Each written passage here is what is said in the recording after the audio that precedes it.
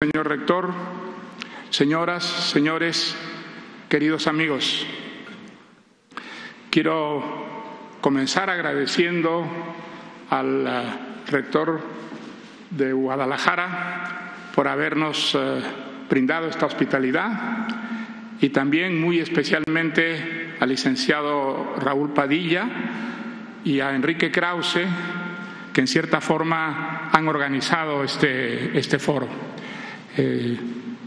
La Fundación Internacional para la Libertad, que presido, ha realizado muchas de estas actividades en distintos países de América Latina, también de Europa y Estados Unidos, y creo que es la primera vez que he oído a Gerardo Bongiovanni, que es el organizador de estos foros, decir que prácticamente no ha tenido que hacer nada porque el licenciado Raúl Padilla y Enrique Krause lo habían hecho todo y todo magníficamente bien. Así que muchísimas gracias. Quisiera explicarles brevemente en qué consiste la Fundación Internacional para la Libertad. La creamos hace 17 años en Madrid, con la idea de ser algo así como una sombrilla para organizaciones liberales, democráticas de España, Estados Unidos y América Latina, que tenían más o menos una finalidad semejante: la promoción de la libertad, la defensa de la democracia, la crítica de las dictaduras y de los populismos que se multiplican en nuestro tiempo en las democracias, coordinando actividades que muchas veces se duplicaban, se repetían por falta de comunicación entre estas distintas entidades. Es un propósito que más o menos, creo que más menos que más hemos cumplido en estos 17 años, pero al mismo tiempo hemos tenido una actividad constante, organizando certámenes parecidos al que va a tener lugar esta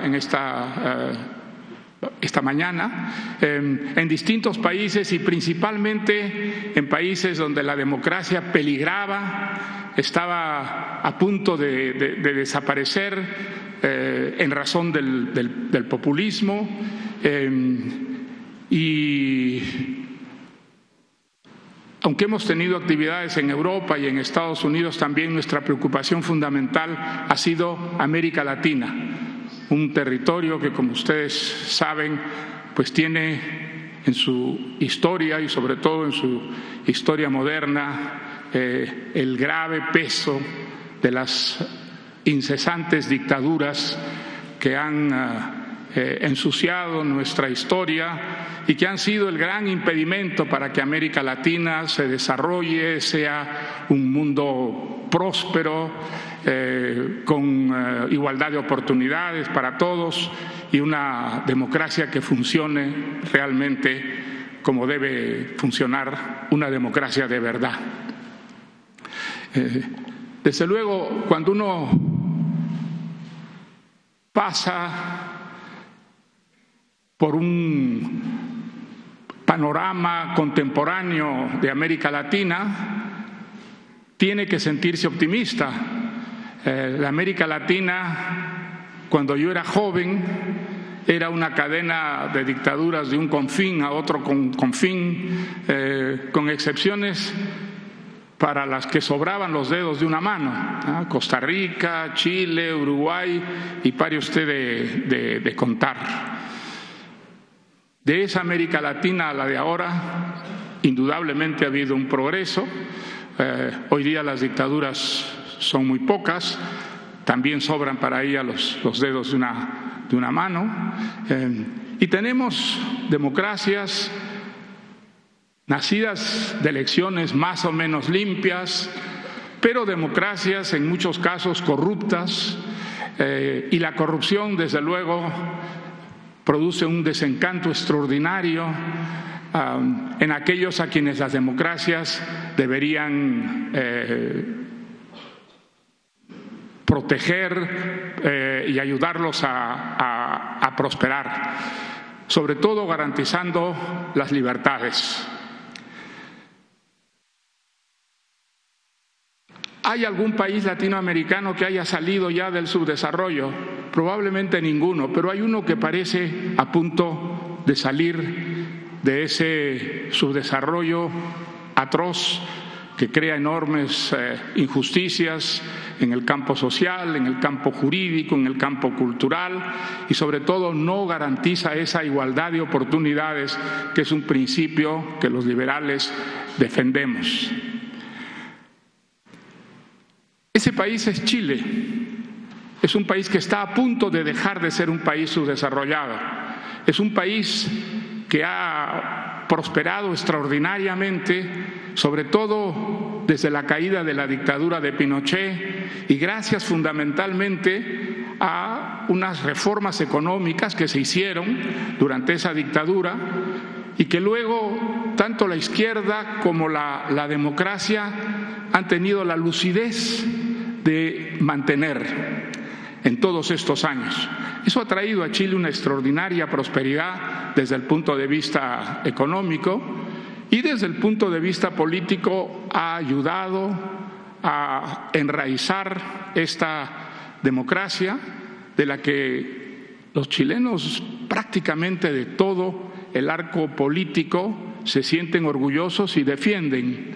Fue realmente inusitado, extraordinario que la izquierda, al tomar el poder, mantuviera las reformas económicas que se hicieron durante la dictadura y que luego gobiernos tanto de derecha como de izquierda no solamente han mantenido, sino profundizado, trayendo enormes beneficios al pueblo chileno.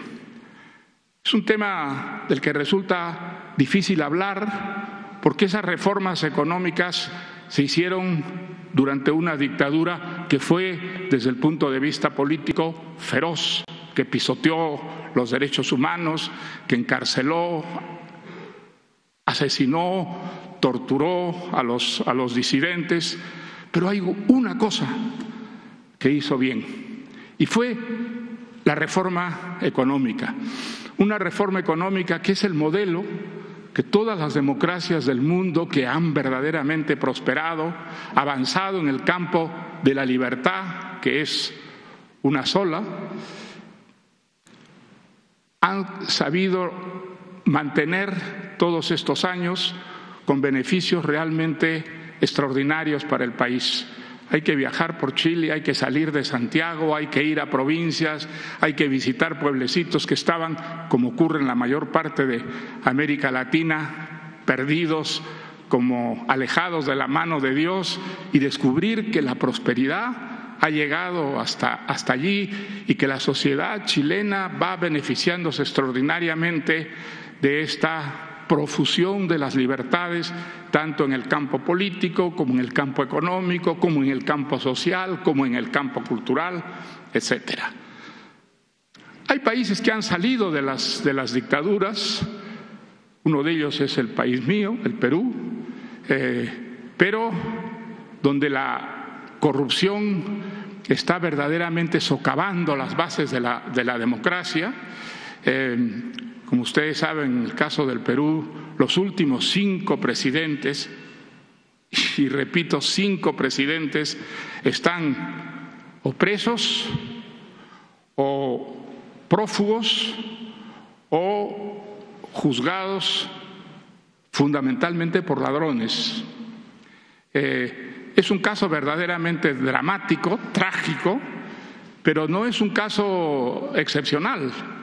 Desgraciadamente, como ustedes saben, en el resto de América Latina, pues la corrupción se ha hecho presente, ha salido a la luz pública y fundamentalmente porque grandes compañías brasileñas, entre ellas fundamentalmente Odebrecht, utilizaban el soborno para conseguir contratos públicos y sobornaban presidentes, sobornaban primeros ministros, sobornaban ministros y a veces oscuros funcionarios que ganaron muchísimo dinero con este trabajo sucio hecho en las sombras. Desde luego, es muy importante subrayar que es preferible una democracia corrompida que una dictadura. Todas las dictaduras, sin ninguna excepción, son profundamente corrompidas, pero esa corrupción aparece pocas veces a la luz pública porque la censura lo impide. Es bueno que haya salido toda esta podredumbre a la luz pública, y es bueno que haya jueces en América Latina capaces de enjuiciar a los gobernantes corruptos, a los empresarios corruptos, a los funcionarios corruptos.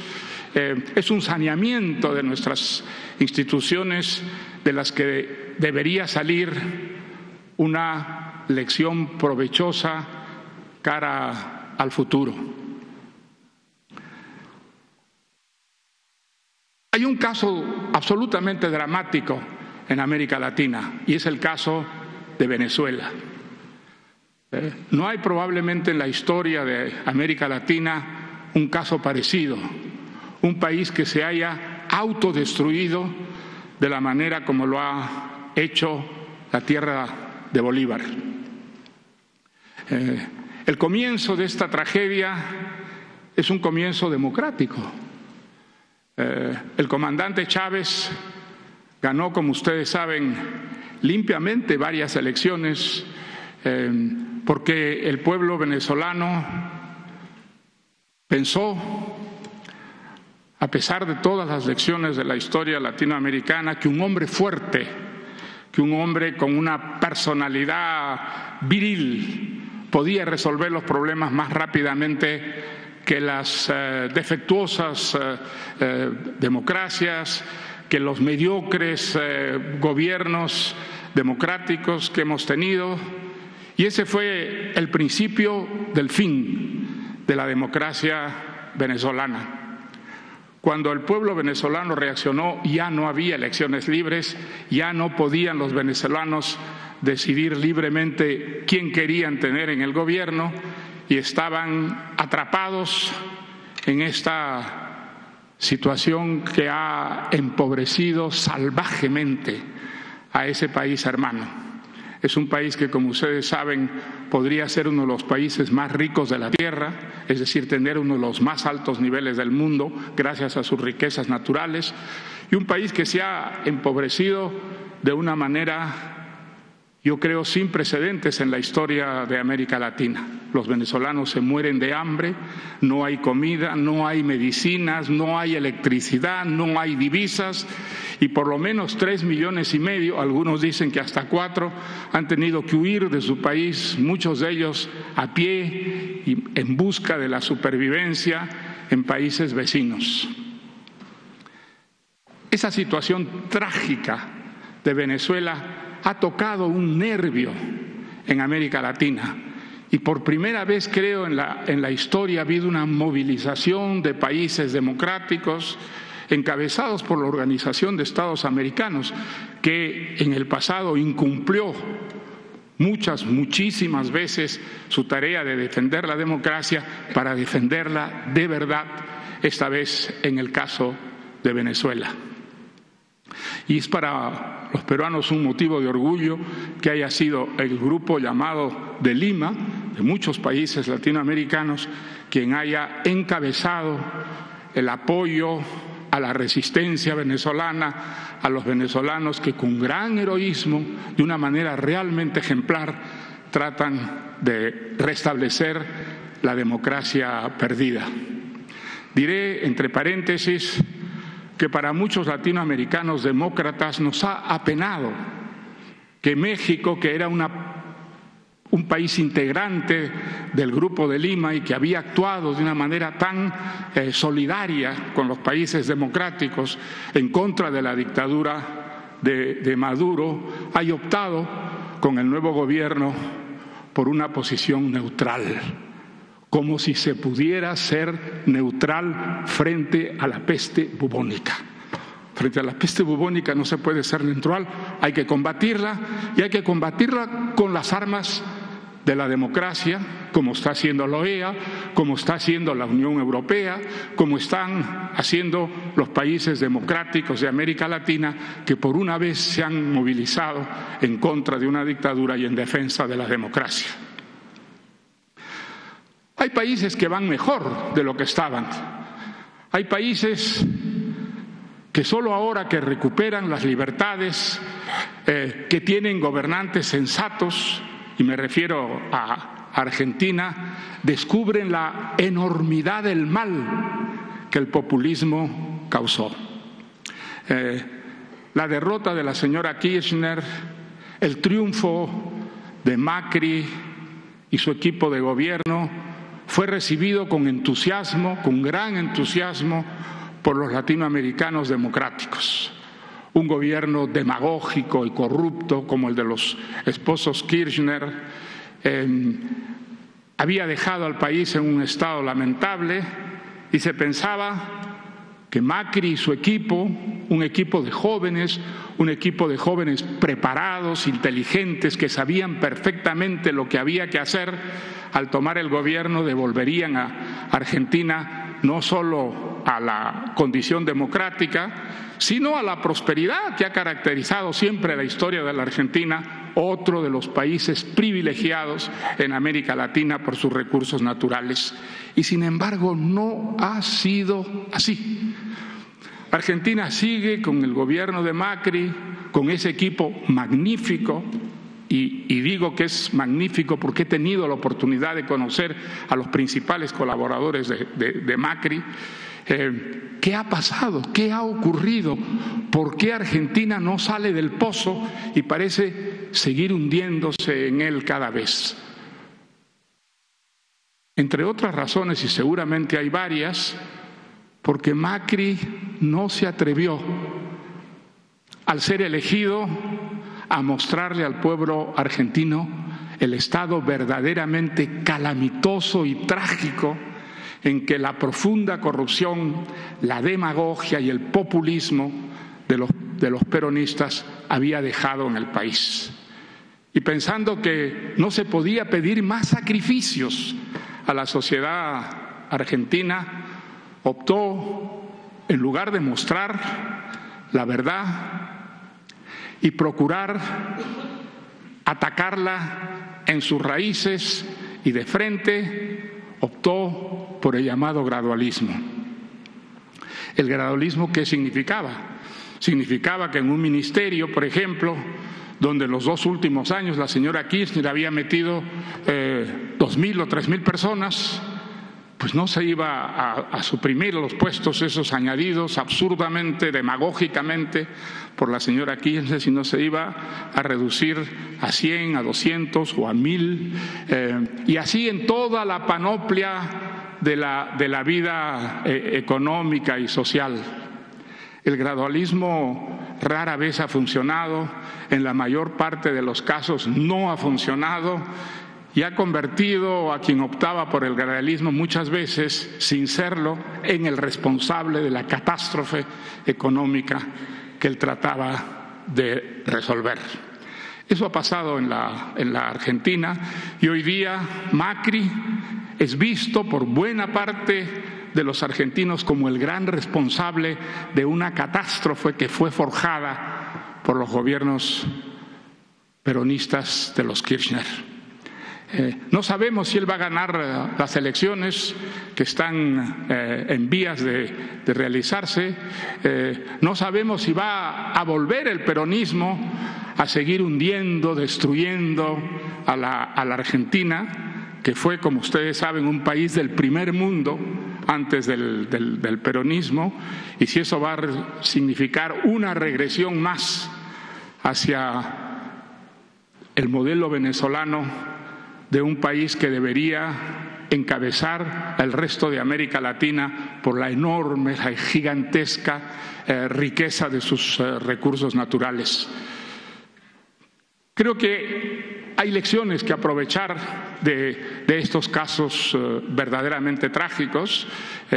Es claro que con políticas como las de Venezuela no se conduce un país hacia la prosperidad y a la justicia, sino se lo empuja a la al abismo, a la destrucción, a la autodestrucción.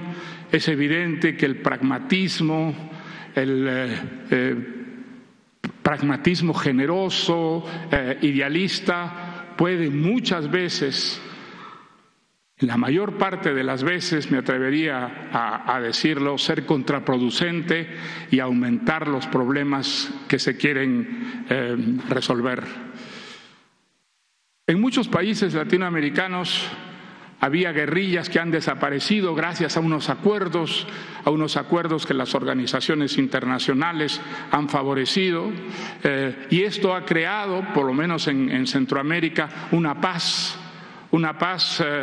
que es precaria, sin ninguna duda, como no puede dejar de serlo una sociedad que enfrenta los enormes problemas, las gigantescas desigualdades y sobre todo la absoluta falta de igualdad de oportunidades, que es lo que sostiene verdaderamente a una democracia y da esperanzas e ilusiones a su población. Tenemos que combatir la corrupción, tenemos que enfrentarnos de manera resuelta y enérgica con las ideas en las que nosotros creemos, los demócratas y los liberales, a todo síntoma que pueda conducir a un país como lo ha conducido al país hermano de Venezuela, al borde de la catástrofe. Y es muy importante que lo hagamos defendiendo las malas ideas con las buenas ideas, que son las ideas de la libertad. En el mundo de hoy día, todas las ilusiones de los paraísos que se querían construir en el pasado y que movilizaron a tanta gente han desaparecido, se han destruido. La Unión Soviética no existe y dejó de existir muy pocos meses después de un célebre discurso del doctor Kissinger diciendo: la Unión Soviética está aquí para quedarse. Pues no estaba para quedarse. Nadie atacó a la Unión Soviética. La Unión Soviética se vino abajo y desapareció por la absoluta incapacidad de sus políticas de nacionalizaciones, del intervencionismo estatal, el centralismo estatista. Fueron incapaces de satisfacer las ilusiones, los anhelos más elementales de los pueblos de la Unión Soviética. La conversión de China popular, la China popular de la revolución cultural, en un país capitalista, autoritario y brutal, pero un país capitalista, ha transformado a la sociedad china y le ha dado una prosperidad que tiene un límite, porque a partir de un momento dado, una sociedad necesita no solo la libertad económica, sino la libertad social, la libertad de investigación, la libertad en el campo de las ciencias, en el campo universitario, en el campo de los laboratorios, para seguir prosperando. La extraordinaria prosperidad de China no nos puede hacer olvidar que se trata de un régimen despótico, autoritario, en el que la libertad no existe salvo en el campo económico. No quiero hablar de México porque vamos a tener, afortunadamente, a partir de hoy, un simposium, un foro en el que yo creo los intelectuales más destacados del país están presentes. Es un éxito que tengo que agradecerle una vez más a Raúl y a Enrique por haber sido capaces de reunir intelectuales de ese nivel, que van a poder hablar con toda libertad y decirnos qué está pasando en México. México es un país demasiado importante para que solo preocupe a los mexicanos. Es el primer país hispanohablante del mundo es uno de los países más grandes de América Latina y lo que ocurre en México repercute inevitablemente en el resto del continente. ¿Significa la elección del señor López Obrador que la democracia mexicana va a seguir profundizándose?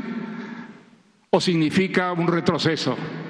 ¿O significa que el populismo ha echado raíces en México y que puede prosperar con este gobierno y arruinar a este país como han arruinado los populismos a todos los países en el que han hecho presa?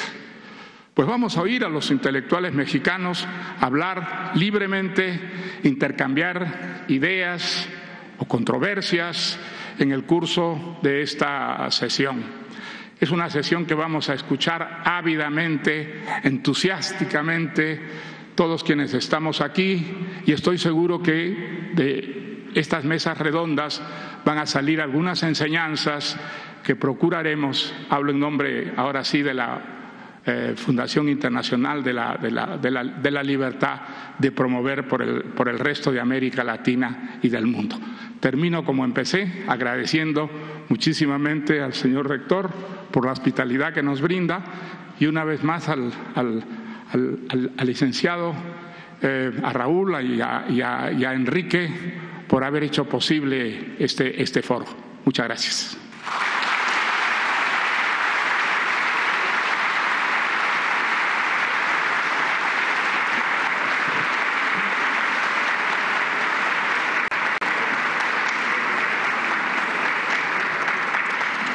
Agradecemos al señor Mario